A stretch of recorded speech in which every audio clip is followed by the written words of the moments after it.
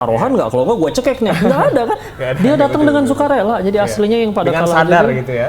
Iya, masalah dibuat sendiri. Iya. Pengen berhenti sendiri atau Allah paksa buat berhenti. Assalamualaikum, Ko Denis. Waalaikumsalam warahmatullahi wabarakatuh. Ko Denis, mohon izin apa kabar? Saya Camar dari One on One, terima kasih Terima sudah kasih, bergabung dengan terima One on kasih. One. Oke, ini lagi apa nih? Lagi sibuk nggak? Lagi santai aja ya? Baca-baca aja tadi. Oke, pemirsa, ini pertama kali saya ketemu sama Ko Denis yang katanya Ustadz Song Joong Ki. Masih santri. Masih santri. Bukan Aslinya Ustadz. asli Bogor apa gimana nih? Iya, darahnya aja Tionghoa, tapi Darahnya lahirnya Tionghoa. di Bogor. Oke, jadi orang Bogor, orang Korea atau orang Thailand nih? Katanya orang Thailand juga nih. Kewarganegaraan KTP sih Indonesia. Indonesia. Darahnya keturunan Tionghoa, tapi ya itu mah nggak bisa milih lah. Mau terlahir di mana, keluarganya siapa, tapi kita bisa milih mau wafat dalam keadaan seperti apa. Mudah-mudahan husnul khotimah. Amin, amin, amin, luar biasa. Ini Insya Allah. baru opening aja udah memberikan berkat dan juga inspirasi yang luar biasa. Amin. Sehat ya? Asli Ko Denis diizinin ya? sehat, alhamdulillah. Alhamdulillah. Sehat Camar, sehat. Alhamdulillah. Ini juga saya pertama kali ketemu Ko Denis tuh berasa ini juga ya. Tadi sebelumnya kita kan sempat ngobrol juga kan. Iya. Berasa saya ketemu sama teman-teman saya yang di Thailand karena Masya dulu juga Allah. pernah di Thailand. Heeh, Nah, kalau Ko Denis alhamdulillah. gimana nih? Dulu di Thailand juga apa gimana? Ya di Thailand waktu yang salah jalan lah dulu buka usaha. Salah jalan ya. Buka usaha yang perjudian. Jadi 3 tahun lebih lah di sana. Oke, 3 tahun 3 tahun di lebih. Thailand ya. Iya, itu pun sebetulnya kan bukan di Kung Thep-nya, bukan di ibu kotanya, tapi perbatasan antara Thailand sama Kamboja. Ya.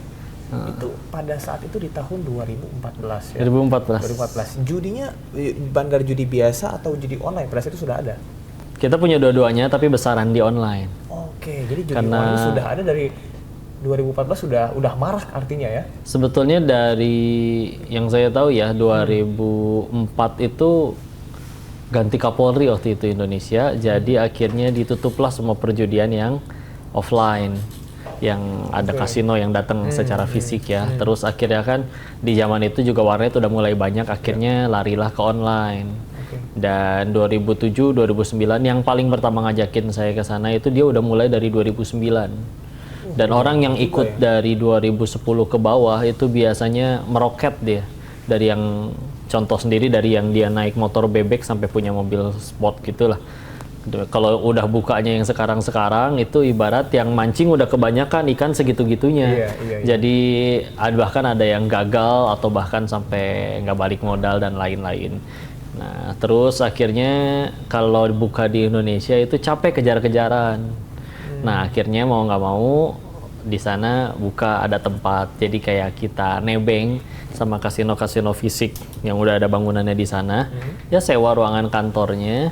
Nanti kayak bayar lah per bulannya berapa ibarat biaya sewa. Kalau suatu saat ada penyemeriksaan atau istilahnya digerebek, bisa diakui bahwa oh ini salah satu subunit kami, karena memang mereka yang buka fisik itu mereka punya izin untuk yang aman lah, legal untuk di situ.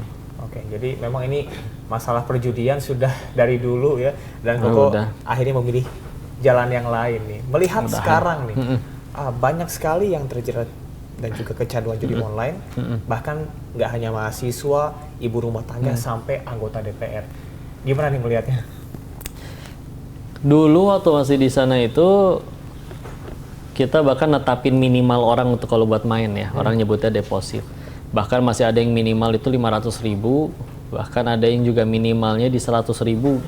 Tapi ketika tadi yang buka judi online-nya tambah banyak, pemain segitu-gitunya nggak bertambah lah istilahnya. Mau nggak mau mereka nurunin minimal untuk mainnya, minimal deposit. Sampai akhirnya 10.000 pun mereka terima. 10.000 udah iya. bisa ya? Iya. Pasang slot ya? Iya, makanya kan kalau 10.000 itu kan yang punya kemampuan finansial 10.000 ya mohon maaf anak SMP.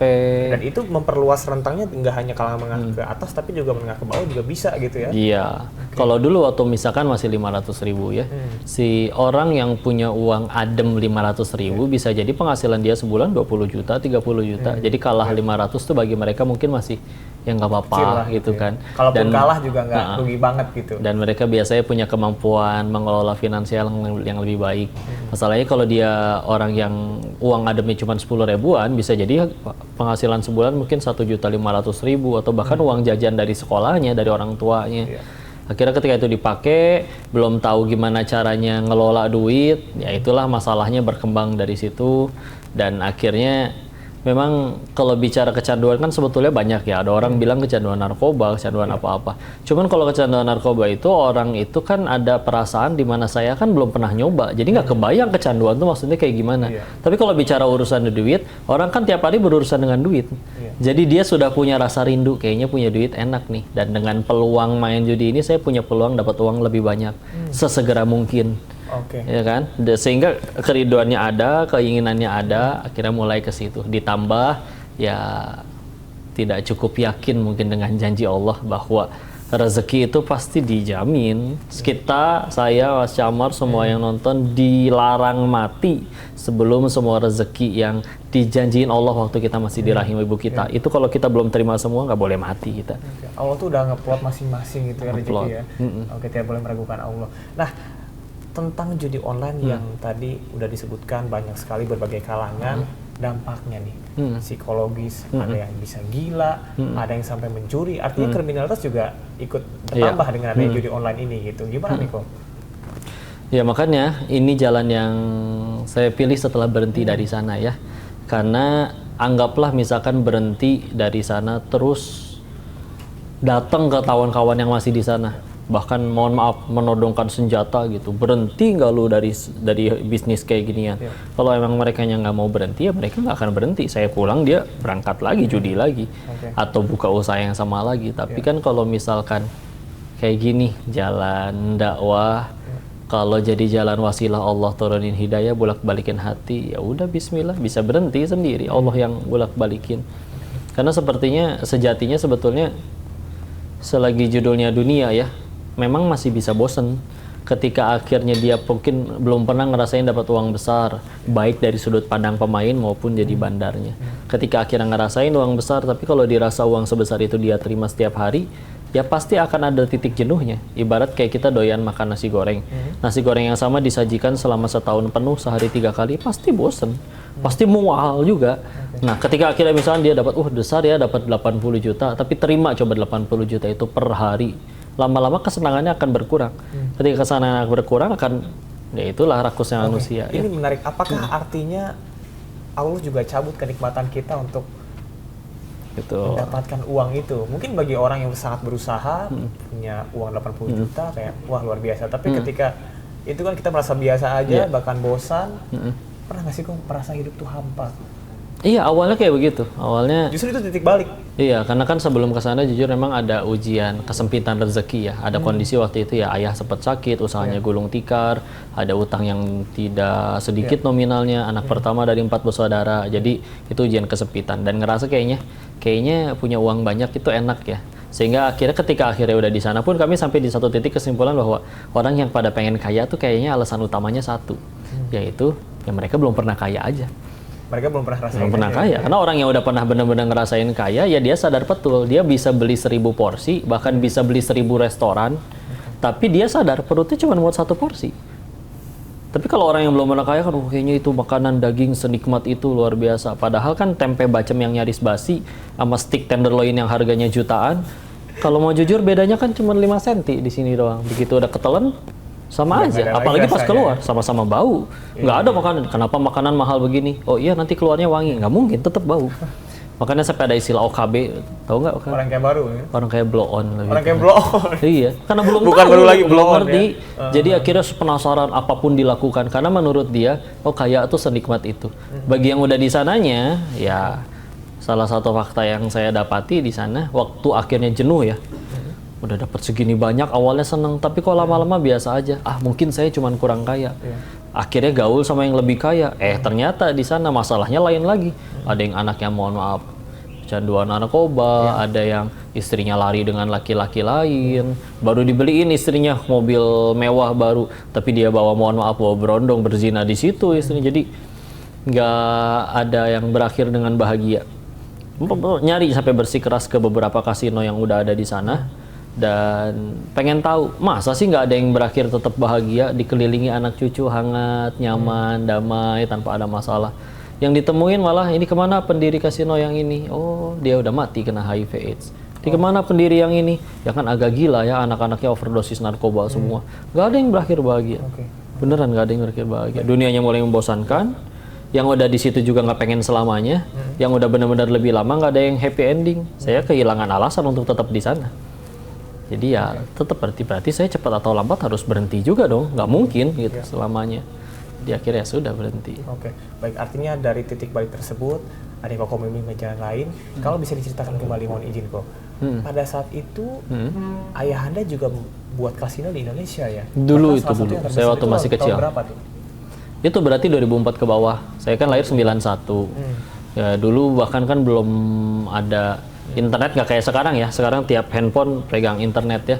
Jadi semuanya ya serba via telepon, taruhannya pun mungkin lebih ke ya sepak bola. Tapi ya sudah ada, jaringannya sudah ada. Atau kalau mau dibuat tempatnya ada yang nyediain tempat entah di parkirannya, entah di garasinya atau di rumah salah satu orang yang mau sponsorinnya, mereka taruhanlah di situ bawa uang cash, kartu dan lain-lain. Jadi sebetulnya sudah ada dan memang dulu ya orang-orang Tionghoa datang ke Indonesia kan ada, mereka tuh nggak punya pilihan, mau nggak mau ada yang kayaknya dari dagang, tapi kalau tidak sanggup untuk kayak jualan, dagang, nah, akhirnya mau nggak mau dengan jalan yang biasanya memang ya dari dunia hitam lah. Akhirnya dari seperti itu. Nah akhirnya nggak sedikit ya akhirnya tergelincir kepada hal-hal kayak gitu.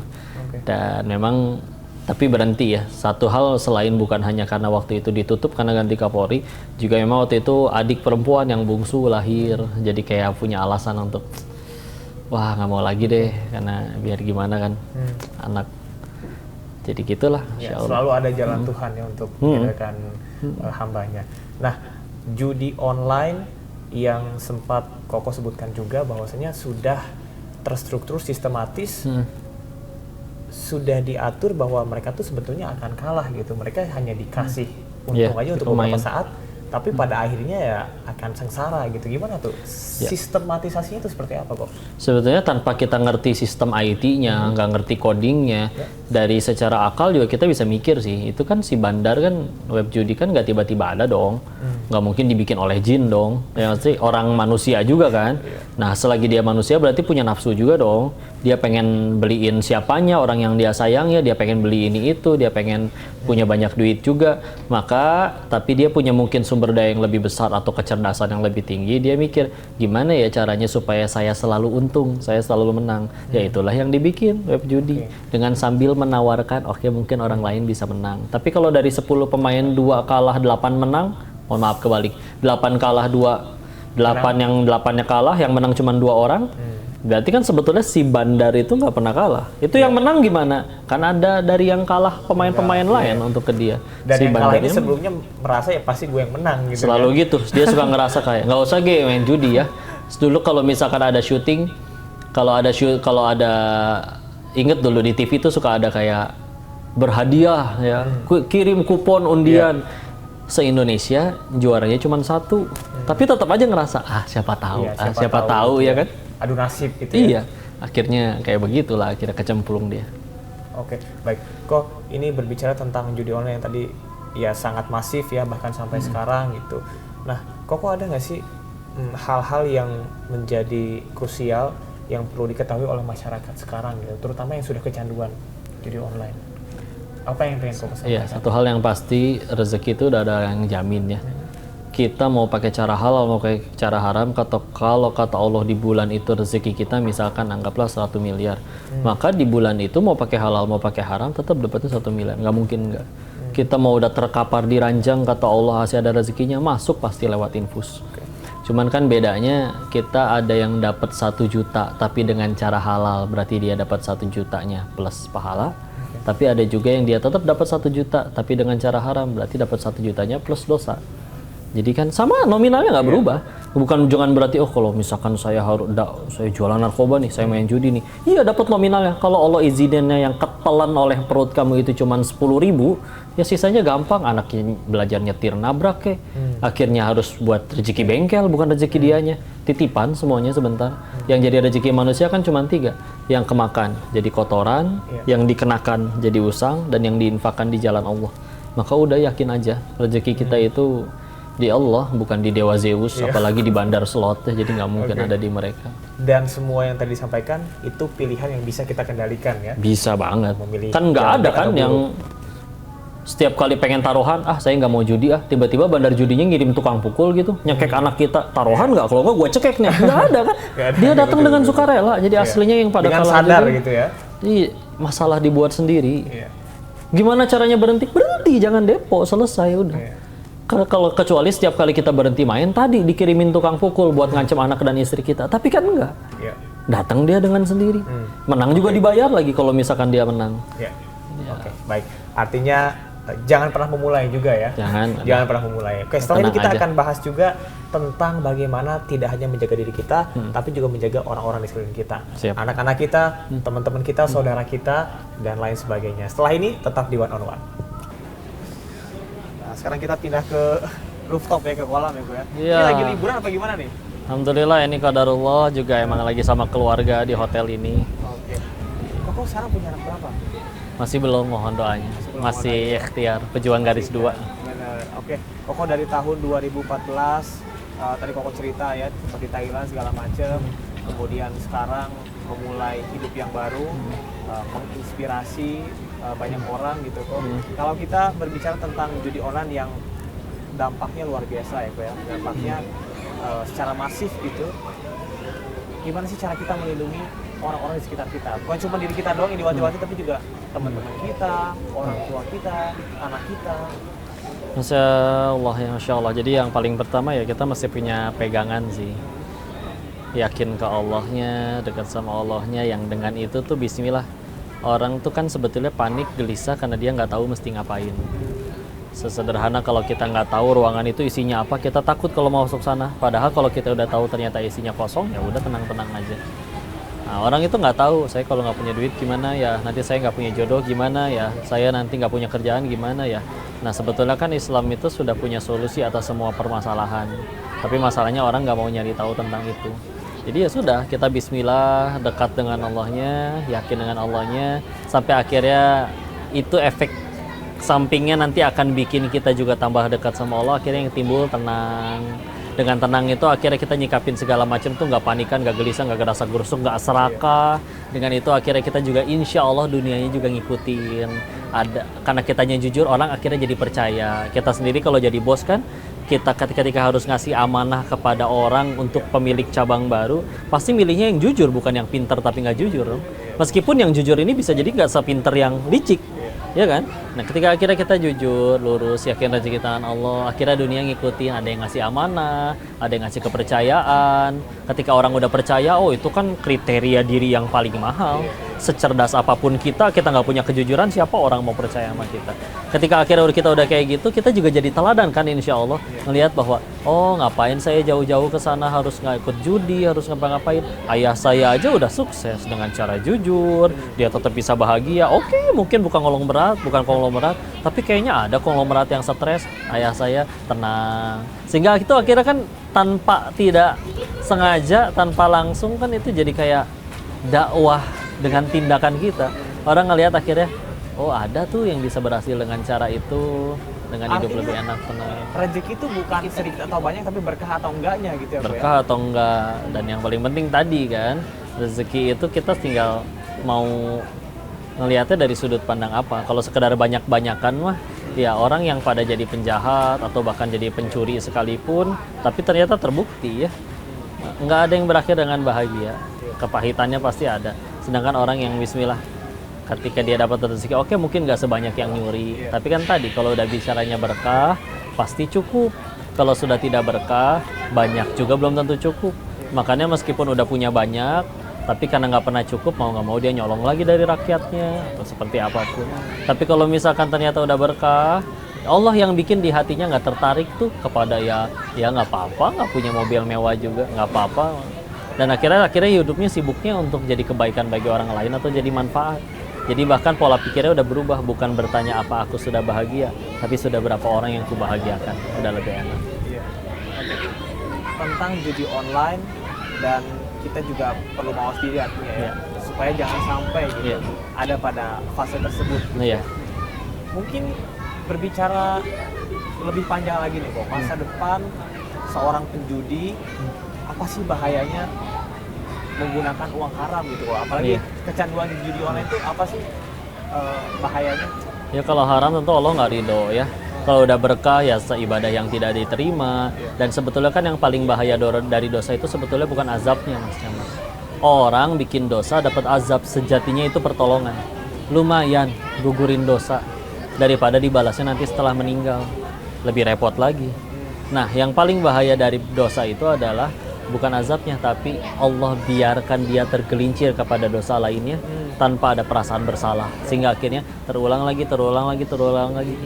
Dan kalau nggak diizinin untuk dapat penggugur di dunia, wah itu dia kayak nabung kuota siksaan aja, dan akan tersiksa terus dengan akhirnya dia segala macam. Pernah ada ya izin, dia bapak-bapak punya ratusan miliar, putrinya nikah sama laki-laki, nah si mantunya ini dimodalin 2 miliar. Putrinya akhirnya cerai sama si mantunya itu. Nah, si mantunya akhirnya dia cerai, nggak ngebalikin modal 2 miliar punya mertuanya. Itu si mertuanya yang punya ratusan miliar, stres tuh nyampe di opname. Dia sibuk mikirin yang 2 miliar nggak dibalikin, padahal di rekeningnya masih ada ratusan miliar yang lain. Kan lucu. Bikin kita akhirnya jadi kayak, karena sesuatu yang tidak ada, yang padahal cuma sedikit, ngelupain nikmat Allah yang lain sampai akhirnya nyiksa diri. Sedangkan kan sebetulnya kalau misalkan kita udah mau mensyukuri apa yang ada, ya udah bismillah. Lagian, tapi juga bukan berarti ya udah kita sholat aja, ruku, sujud tanpa kerja, enggak juga. Sahabat juga pengennya gitu, tapi ternyata ada yang nguasain bisnis, ada yang nguasain medan perang. Semuanya yang penting jadi amal soleh. Viral boleh, tapi popularitas cuman alat untuk kenalin Allah ke banyak orang. Kita meninggal nggak ditanya followernya berapa, tapi ditanya kamu ngajarin apa ke follower kamu. Dunia akhirat balance gitu ya. Iya. Pintu surga 8, tapi nggak ada pintu surga bagi yang centang biru kan nggak ada, tetap aja. Nggak harus verified ya buat masuk surga ya. Oke. Kok percaya nggak bahwasanya uang haram itu atau uang dari judi online misalnya itu berpengaruh terhadap diri kita, hati kita jadi tertutup, hati kita jadi keras, kita nggak punya empati sama orang. Betul. Pasti apa yang kita makannya itu kan jadi diri kita ya. Dan ketika dosa itu dilakukan terus-menerus dan berulang-ulang, itu pilihannya cuma 2. 1, Allah buka aibnya. Karena bisa jadi Tuhannya dia itu bukan Allah, tapi Tuhannya mulut orang. Karena akhirnya dia nggak peduli dengan dirinya. Karena aslinya kan setiap kali kita bikin dosa, yang rugi itu kita, bukan Allahnya. Iya kan? Nah, karena kita nggak sayang sama diri kita, mau nggak mau akhirnya dibuka. Ketika akhirnya dia malu karena diomongin orang, ada yang berhenti. Nah, pilihan yang keduanya, kalau misalkan sampai nggak berhenti juga, padahal udah dibuka, pilihan yang kedua dari dosa yang terus-menerus adalah Allah biarin dia mati dalam keadaan kayak gitu. Itu lebih naudzubillah. Pernah ada tokoh ya, izin tidak sebutkan nama, meninggal tanpa busana di hotel remang-remang dengan sesama jenis, sesama laki-laki. Kan hina gitu kan. Tapi pikirannya gini, apakah mungkin Allah yang segitu baiknya sengaja mematikan hamba dengan keadaan sehina itu kalau itu dosa baru pertama kalinya? Kayaknya kan nggak mungkin. Makanya biasanya orang yang kalah judi terus datang minjem duit, ketika saya tanya izin, kamu baru pertama kali judi sampai seancur ini langsung sehabis-habisan kayak gini, atau udah nggak kehitung berapa kali? Jawabannya sama semua, nggak kehitung berapa kali. Dia udah nggak tahu. Karena udah terus menerus, mau nggak mau itu yang kejadian. Bukan Allah benci, pertolongan. Tapi kenapa dia menderita? Tadi Tuhannya masih duit soalnya. Untuk menghindari judi online salah satunya adalah dengan melakukan aktivitas yang positif, mendekatkan diri kepada Tuhan. Nah, kalau Koko sendiri ada nggak kiat-kiat untuk kita semua supaya terhindar gitu? Apakah kita fokus pada hobi yang positif atau pergaulan juga mungkin berpengaruh? Kalau yang itu berarti semua udah pada tahu ya, kegiatan positif atau juga lingkungan. Maka saya fokus kepada yang semua orang punya deh, akal. Ya, akal ini kan fungsinya untuk nyari tahu nih.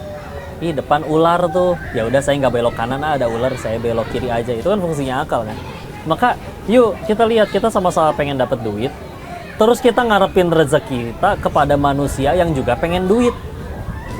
Ya itu namanya bandar judi. Kan lucu gitu. Dia bikin web judi kan tujuannya pengen dapat duit dari si pemain yang kalah. Gak mungkin terus dia cuma-cuma ya. Kalau memang, apakah kita senaif itu berpikir bahwa semua bandar judi itu adalah orang yang tulus ikhlas bagiin duit kepada semua pemainnya gitu dengan dikasih menang? Mustahil. Kalau dari awal mereka niatnya pengen bagi-bagi duit, yang mereka bangun lembaga zakat infak sedekah, bukan web judi. karena mereka juga pengen menang. Ya udah, jadi akhirnya nggak masuk akal kalau kita nyerahin rezeki kita ke manusia yang sama-sama pengen ya punya rakus sendiri, punya syahwat sendiri. Oke. Kok terakhir, kesempatan untuk bertaubat itu adalah ketika kita sudah tidak bisa lagi bernafas gitu ya. Iya, sebelum nyawa sampai kerongkongan. Sebelum nyawa sampai kerongkongan. Untuk mungkin yang saat ini terpikirkan, oh kayaknya gue pengen berhenti. Iya. Saatnya saya menghindari ataupun juga meninggalkan dunia judi gitu. Apa yang ingin kau sampaikan? Ini udah ada kesuksesan niat nih. Ya, kesuksesan terbesar seorang penjudi itu satu ya, kalau berhenti. Dan pilihannya cuma dua, pengen berhenti sendiri atau Allah paksa buat berhenti. Nah saya dipaksa dulu. Jadi ya sudah, ketika udah yakin udah harus berhenti, segera. Karena kita nggak ada yang tahu masih ada besoknya atau enggak. Memang betul 60 tahun maksiat bisa dihapus dengan 1 hari tobat. Cuman kan pertanyaannya siapa yang janjiin kita masih ada umur 60 tahun itu. Segera mungkin aja lah. Bertobat sesegera mungkin. Berhenti sesegera mungkin. Ya. Dan kalau emang Allah udah nggak mau ngampunin kita, kan mudah matiin kita waktu lagi maksiat. Pertanyaannya kenapa ini kita masih pada hidup? Allah nungguin kita tobat. Jadi pasti diampuni, nggak mungkin nggak. Kalau Allah udah nggak ada niat ngampunin kita udah mati dari lama. Pilihan dengan sadar untuk berhenti atau terus lanjut. Oke. Setelah ini kita akan berbincang juga nih tentang pengalaman Koko. Tadi sudah disentuh sedikit apa yang membuat Koko akhirnya melepaskan dunia kelam itu. Tapi nanti kita akan lihat lagi kisah-kisah inspiratif lainnya setelah jeda pariwara berikut ini. Tetaplah di One on One. Silakan Dok. Alhamdulillah. Ini sebenarnya salah satu kenikmatan ya. Sore-sore bisa ngeteh. Ini daunnya entah dari kebun belah mana, tahu-tahu nyampe di sini langsung gratis, sangat nikmat. Bahkan bernafas aja ada mungkin saudara-saudara kita yang bernafas pun perlu bantuan. Nanti ini kan berkat Tuhan ya. Enak banget loh, kalau nantangin 2 kali di Al-Quran ini cara ini amalkan kita tuh suhat. Surat 16 ayat 18 atau 14 Ibrahim ayat 34. Kalau kamu pengen ngitung-ngitung nikmat Allah, maka kita nggak akan sanggup menghitung. Ditegasin di Al-Kahfi 109-nya, kalau itu semuanya kalimat Allah dan seluruh nikmat pengen ditulisin, bahkan kalau seluruh samudra jadi tinta buat nulisin semuanya, sampai kering itu samudra, bahkan didatengin dengan jumlah yang sama, nggak akan pernah cukup. Kitanya aja kali yang kufur. Kita dulu. Izin ya, si panas, hati-hati.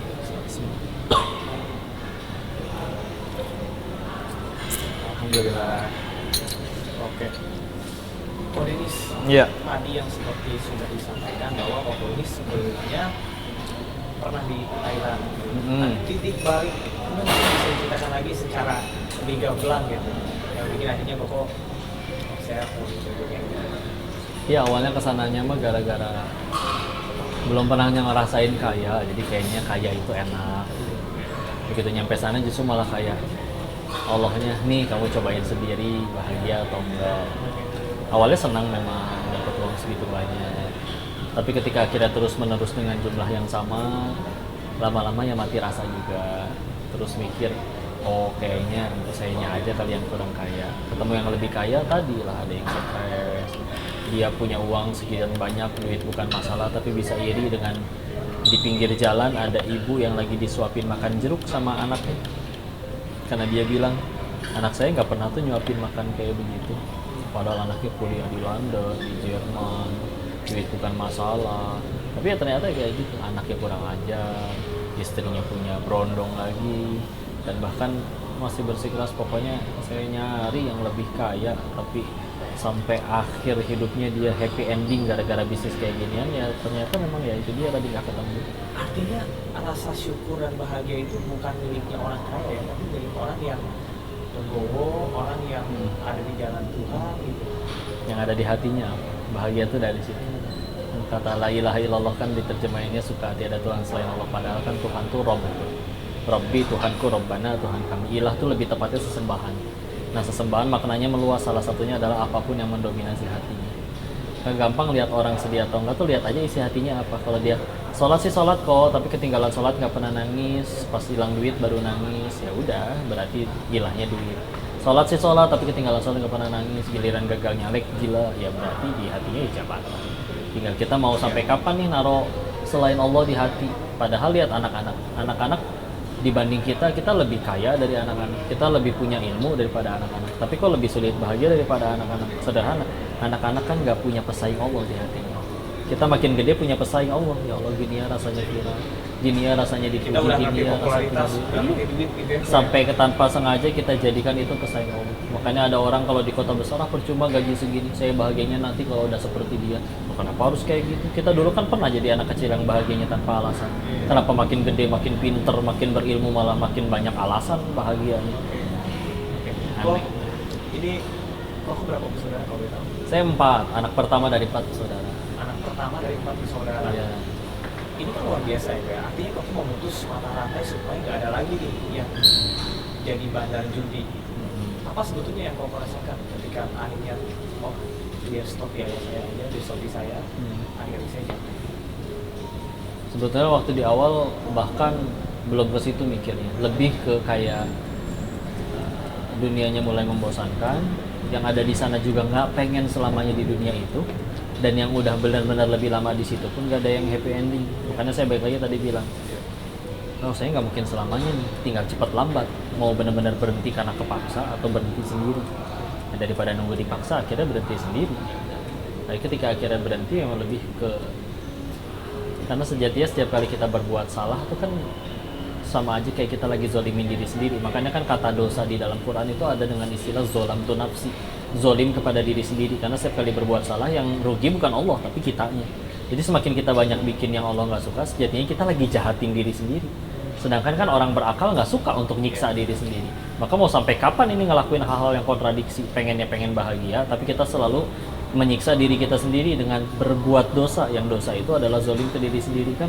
Nggak nyambung ini. Sedangkan dibilang bodoh nggak mau, dibilang tidak berakal, padahal punya akal ngakunya. Jadi ya sudah, itu salah satu triggernya juga. Ini Koko 4 bersaudara, kan banyak yang ngira awalnya Koko ini adalah mu'alaf, tapi justru dari lahir memang sudah muslim ya? Iya, ayah mu'alaf karena nikah sama ibu sudah muslim dari lahir. Tapi emang ya beginilah, nggak bisa milih, terlahir fisiknya seperti ini, kayak engko-engko, udah gitu besar kayak saya. opa-opa Korea katanya. Ya besar lama dengan nenek ya, beliau Buddha, jadi dikasih makan babi. Udah gitu TK sampai SMA sekolah Katolik, nyari duitnya juga di Thailand. Tahu-tahu ngaji kan memang ya mungkin kalau kata orang mungkin jomplang ya kaget. Tapi ya waktu pulang juga saya tanya, saya harus syahadat lagi nggak? Setelah diceritain, kalau latar belakangnya kayak gitu sih nggak harus, tinggal tobat aja yang benar. Bismillah. Alhamdulillah ya, ini kan Koko artinya diverse sekali ya. Sekolah Katolik, kemudian dibesarkan dalam lingkungan Buddha. Apa yang Koko rasakan sampai dengan saat ini bisa membantu orang, menginspirasi orang-orang dengan dakwahnya Koko? Dulu justru awalnya itu untuk kepentingan Pendalaman Islam itu seperti apa? Ya awalnya untuk kepentingan diri sendiri juga. Saya mikir kayak gini ya Allah, ini orang-orang pada bisa nggak ya ke surga? Saya yakin bisa. Kenapa? Saya yakin mereka nggak punya dosa sebanyak saya soalnya. Sedangkan saya dengan dosa sebanyak itu mati bakal, tapi ke surga pengen. Terus mau ke surga pakai cara apa gitu kan? Kalau tidak ngaji lebih banyak, belajar lebih banyak, menghafal lebih banyak, menyampaikan lebih banyak. Maka ya sudah, ngelakuin ini ya. Ya mungkin kalau di luar sana ada yang berceramah, berdakwah, terus mengharap pahala dari Allah, ya itu mah mereka. Kalau saya yang banyak dosa gini, diizinin untuk jadi penggugur dosa aja udah alhamdulillah banget, apalagi jadi pahala. Ya, nebus kesalahan yang ada sih, dan biar lebih tenang juga, dan sekaligus untuk jadi rem. Karena dulu ajakan untuk balik lagi jelas banyak, apalagi dulu ya. Ajakan untuk akhirnya terjun lagi. Iya, gitu terjun ya? lagi, bahkan memberikan posisi yang sama tanpa harus mulai lagi dari nol ya. Apalagi kondisi waktu itu sempat diuji untuk harta haramnya diambil lagi semua, sempat ada kondisi jualan kaos kaki dulu di trotoar, di CFD, naik motor jadi kurir ekspedisi nganterin paket 67 paket, seharian keliling-keliling ngepakin pintu orang. Ajakan balik lagi. Cuman kan ketika udah ngaji tuh jadi kayak siang tadi baru bicara jangan, masa malamnya ngelakuin hal yang kita bilang jangan tadi, apakah saya semunafik itu? Kan seenggaknya punya rem, daripada kalau nggak berdakwah jadi nggak punya rem. Artinya ketika Koko berdakwah untuk orang lain, rasa-rasanya Koko berdakwah untuk diri sendiri juga ya? Memang aslinya setiap kali kita berbuat baik, kebaikannya balik lagi ke kita sebetulnya. Dan enaknya dakwah itu kan kita bicara agama ya, kita bicara tentang misalkan bisnis. Menurut saya benar, menurut Mas Samar belum tentu, karena standarnya akal manusia bisa salah. Tapi kalau misalkan kita bicaranya tentang ya kebenaran, contoh orang Islam wajib sholat loh, siapapun dari kiai sampai tukang mabuk aja nggak berani ngebantah. Itu tugas kita cuma mastiin yang kita sampaikan benar. Kalau bisa sebelum nyampein kita juga udah amalin, terus sisanya niatnya ikhlas aja lillahi ta'ala. Karena kapan acara ini baru sukses? Bukan ketika rame yang nonton, tapi ketika yang bicaranya ini ikhlas lillahi ta'ala. Selagi ikhlas, yang nonton cuma satu, Allah bisa jadikan itu pahala yang diterima, aman. Niat salah, mau yang nonton jutaan orang, tapi niat salah nggak jadi pahala di sisi Allah, rugi. Ngomong udah capek, berangkat udah capek, tapi nggak jadi pahala di sisi Allah, berarti meninggal bawa apa? Kok berbicara tentang dakwah yang kau lakukan, ya ternyata tidak hanya seorang diri bersama dengan sang istri ya kok ya. Iya. Dan tidak hanya di dalam negeri tapi juga di luar negeri, bisa cerita? Iya. Sebetulnya kita nggak pilih ya mau di mana aja. Begitu ada ajakan yang namanya ada ajakan ngaji, kita santri banyak dosa. Tahu-tahu ada yang ngajak ngaji, masa ya ditolak. Jadi ya udah berangkat. Ya, tugas kita cuman terus lurusin niat. Makanya mumpung ini juga kalau ada yang lihat, kalau pengen negesin, kalau ada yang ngajak ke Denis ngaji, terus kadang suka ada yang nanya tarif, jawabannya sama gratis, nggak ada biayanya. Oh di luar sana ada yang Ini yang menjadi pertanyaan juga, tapi saya nggak enak awalnya tanya. Iya. Artinya ketika ada yang bertanya tarif sama kamu mungkin jawab gratis. Ya, nanya ke ade yang megang jadwal, ada admin juga sama gratis. Masalah mereka mau ngasih urusan dia. Tapi pokoknya saya nggak akan pernah nyebut angka, gratis saja. Kalau di luar ada yang narif, ya mungkin mereka lebih mulia. Saya mah banyak dosa, jadi ya gratis saya. Sedangkan ya dulu orang-orang soleh terdahulu juga nggak narif, nggak apa. Jadi lebih mudah aja ngejaganya. Oke. Tapi misalnya secara logika orang awam, wah saya punya popularitas, terus juga banyak yang bilang kok juga rupawan juga gitu. Nah, Bagaimana caranya kamu untuk bisa tetap ada di jalan yang lurus gitu, tidak sombong, tidak memanfaatkan itu, tidak tidak jadinya orientasinya kan dunia ya kalau seperti itu. Apa tuh kok kiat-kiatnya? Karena mungkin ini juga dirasakan tidak hanya oleh saya, teman-teman, tapi juga mayoritas orang. Ya kudu kenal Allahnya. Aslinya kan semuanya, aslinya kan setiap kali kita dipuji itu faktanya dua. Satu, kita dipuji karena aib kita ditutup sama Allah. Allah tahu dan kita tahu kita kalau sendirian ngapain aja. Masalahnya kan orang nggak tahu. Kalau orang tahu juga udah bubar tongkrongan. Dua, sejatinya kalau kita dipuji itu aslinya Allah yang dipuji. Contoh dipuji, dia cantik ya. Emang dia desain wajahnya sendiri waktu di rahim ibunya? Enggak. Jadi kan aslinya yang nentuin orang itu mancung, rambutnya gimana, kulitnya gimana, kan Allah. Terus layakkah kita ngerasa sombong atas sesuatu yang sebetulnya tidak kita upayakan? Kan aslinya mah nggak nyaman. Terus semuanya punya Allah. Inna lillahi wa inna ilaihi rajiun. Al-Baqarah 156. Kalau semuanya punya kita, terserah kita dong kapan mau kita tahan. Nggak akan ada orang yang bisa jatuh miskin. Tapi karena semuanya punya Allah, ada yang mau ditahan kayak gimana, pakai brankas, pakai bodyguard, kata Allah diambil, selesai urusan. Ya, berarti kan itu bukti bahwa jangankan yang di saldo kita, yang nempel sama badan kita aja, kalau kata Allah harus pulang, pulang duluan, itu tangan lepas kayak atau gimana. Terus kita masih begitu mengagung-agungkan.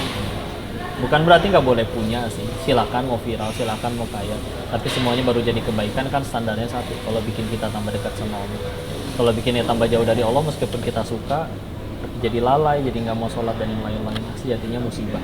Nah, definisi nikmat dan musibahnya itu yang mesti benar dulu. Karena kalau bagi kita nikmat adalah sekedar keinginan terkabul, ya mau sampai kapan kita dapat hal sesuai keinginan juga nggak akan bahagia. Tapi apakah artinya dengan seperti itu kita nggak boleh hijab dunia? Justru disuruh Nabi, kita diajarkan dalam agama itu kan justru kamu hiduplah sebagaimana kamu akan hidup 1000 tahun lagi, dan beribadahlah sebagaimana kamu akan mati besok. Boleh ngejar dunia, kayak tadi dibilang sahabat juga kan banyak yang sebetulnya pengennya nempel sama Nabi terus, tapi ternyata ada yang malah jadi kaya luar biasa seperti Abdurrahman bin Auf.